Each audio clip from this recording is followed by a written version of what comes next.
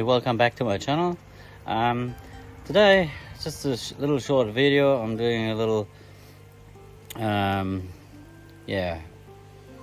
adjustment to my filter. As you remember in one of my previous videos, I took all the static media, the K3 media, out of that static chamber because it blocked up, and I was thinking about what I could do to get the fine filtration back. So I thought about it the last couple of weeks, and I still have the Japanese mats left over I had before in the chamber, and just do, let's say, a little experiment with them. I made 3 blocks of them. Basically, like you do it with these Jap mats, you have a Japanese mat, then you have 2 small one in between to give a little gap, and then another Jap mat, and so on. What I do it basically the same, but what I do is I do 3 blocks, 2 blocks with 3 Jap mats, and they're getting hot glued together. And then in the last block I'm putting in is only because I only have 2 left, 2 Japanese mats left. They come at the last one, and I hope this way it makes it easier for me to clean them. So basically what I'll then do when I see that they're starting to block up and the water flow or the water level in the filter and at the pumps goes lower, I just can then turn the pumps off, take the blocks out of the filter, take them and then wash them down and put them back in, instead of taking every single mat out and then do it that way. What I do is just take each block out, give it a good rinse, and then put them back. Makes it easier. I'll show you how I did it, and then hopefully that makes it a bit more understandable. Hang on, I just swap it, turn you on. Okay, here you can see that last block I glued together, and they're basically in between is a little Jap mat. I've made it here on basically on sort of on a leg, so that the bottom is clear and the top is on the water level side. So yeah, it goes, water can go through, flow up and down between, and gives enough flow through, but even if it blocks up, it takes a while to block up. It's not supposed to catch everything, like catch little pieces at a time.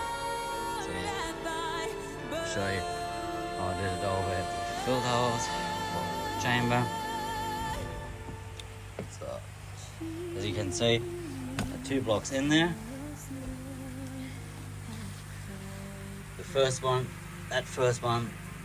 has an air disc underneath, so it gets good aeration. Then the second one just hopefully gets still plenty of leftover air and catches more of the fines, where the first one is just more for biological filtration and catching a few little things, but more biological filtration. And then put the second one in. It goes here at the end, slides in,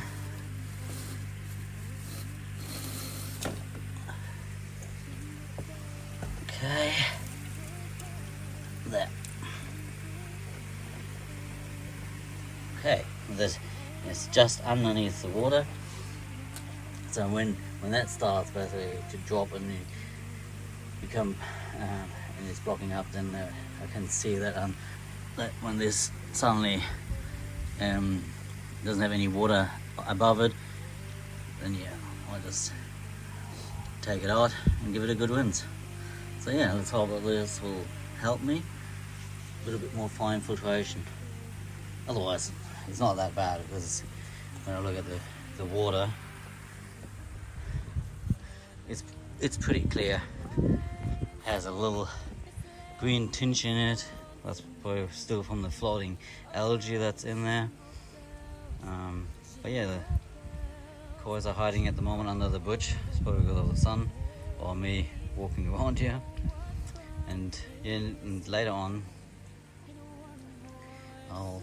I have to take a couple out, measure the last few that I haven't measured, and check out one of my Kohakus. Yesterday when we came back from our little weekend away in Perth, I discovered that he has a little injury on the side. I'm not sure where that comes from, if he hit something somewhere, or yeah, maybe a bird gave him a little attack. And I'm talking about this one here. Yeah, I'll check him out in maybe half an hour. I'm going to show you. I will keep you informed about that. I'll show you that. Okay, I'm back in a sec. Okay, I'm back. I caught my Kohaku that has that little wound. Let's see if I can bring that up on cameras. Not so sure. Yeah, it's over there. Doesn't behave. Oh.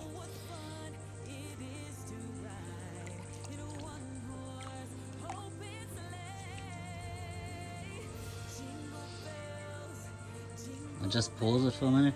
I'll try to get it stand.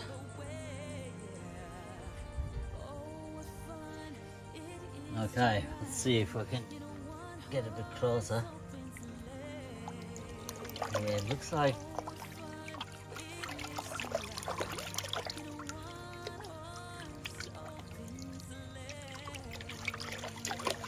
he lost a couple of scales there. I mean, someone can see it and advise me better. But yeah, I think he lost a couple of scales there. It's not really infected. Doesn't look infected. Just, yeah, lost a scale there. 1 or 2 scales are missing. Let's see if I can show you a bit closer.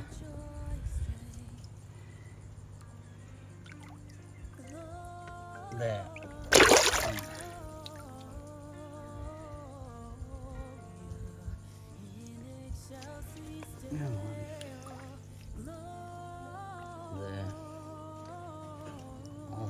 It looks to me like he lost a couple of scales. I must have banged against something. But yeah, I'm happy for any comments who have knowledge and thinks it's something different than a lost scale. He's all normal. He swims normal with all the other ones. He doesn't separate himself, so he doesn't. I don't think there's anything really wrong with him. I just think he maybe hit himself against one of the rocks I have in my pond, or in one of the return pipes. Who knows? But I'll keep you updated if something more happens. But it looks, so far it looks okay. 1 week later, I just did a little water change, or basically quick little brush filter clean. So you can see the water level has dropped quite a bit. So, and yeah, still being a bit annoyed with the algae flues that floats around the pond. Even after the salt treatment, yeah, plenty of algae in there. We'll see if that comes better in the next couple of weeks. Yeah, an update on the Kohaku. You can see over there. Yeah, he has healed pretty good. It's almost gone. It's hard to see. So that's my little update from here.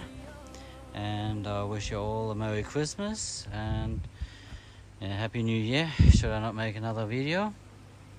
Have a beautiful Christmas and enjoy it. Thanks for watching. Bye. See you next time.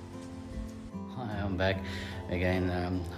When I was editing my video just a moment ago, I saw something I forgot to mention in the last clip, and it was the one where a week later with the water change in the filter bush clean. One of the reasons why I did the water change was I must have made a mistake, or I made a mistake when I was doing the salting of the pond the week before. For some reason, something I must have miscalibrated on my salt meter, and so when I was doing today my oxygen test, I was a bit surprised at how my water temperature was almost 24 degrees, and the oxygen meter came back with almost 12 milligram of oxygen in the pond. Well, it shouldn't be correct, because usually at that temperature it's maybe somewhere 8.5 milligram on best case scenario, because that's what the water can hold at that temperature of almost 24 degrees. So I was wondering why I couldn't get a correct reading even after calibrating the oxygen sensor and everything. So basically then I went back through the manual, and they were saying something that the salt content in the water can affect the reading. So I went and got my salt meter and checked the content in the water, and first I thought, yeah, that's weird. You know, the content was suddenly 0.7%. So that's strange. So I did another check, and I got distilled water, checked it, and that showed suddenly a higher reading on too. So hang on, back, I'll mix this up. The first reading was almost 1% of salt in the pond, and I thought, this is something, this can't be right. But last week they're saying it was 0.5, and now it's only 1%. So if I distillate water, check my salt meter, and it showed a higher reading than it should be. Distillate water doesn't have salt in. So I did the calibration on the salt meter, did it again, and my reading in the pond was still 0.7%. For me, or personally, it's still too high, even if it doesn't harm the fish, because the fish have about 0.9% on salt content in their bodies. So I still don't like it. So usually I have it under 0.5%. So I did the water change and got the salt content down to 0.5% in the pond. So just one lesson I thought I'd share is to calibrate your salt meter every time you salt your pond. If you want, like me, prefers to salt the pond for algae or for the winter, or to buffer nitrate levels, just every time you do the salting, calibrate your salt meter. Because as you can see in my case, the salt meter was a little bit odd, and I had more salt in than I actually wanted. And if this would have been worse, it could have been worse. It could have gone be over 1%, 1.5%, 2%, and I wouldn't have known without not calibrating the salt meter. And then worst case, I could have lost all my points. So basically, I was lucky, fortunately, that it wasn't that out of calibration. But a good lesson for the future, to calibrate your salt meter every time you use it. Okay, and now I'll turn you on. I want to share just something little, my Christmas lights I put up today. Not much, just one little bit. So hang on please. Okay, here we're back. I just put one one chain up today, and we're going to the next bigger city tomorrow, the Bunnings or hardware store. I'll get another chain, and I'll make another little short video about our Christmas lights. So yeah, that's what I'm not the biggest. I love the lights, but I'm not keen on putting them up because sorry to say this, I hate cables and wires. Just pulling them apart just drives me bonkers, to say it very polite. Anyway, just thought I'd share this a little bit, and when I get another light up, I'll do a short video and update you. Okay, that's it for me. Merry Christmas and see you next time. Bye.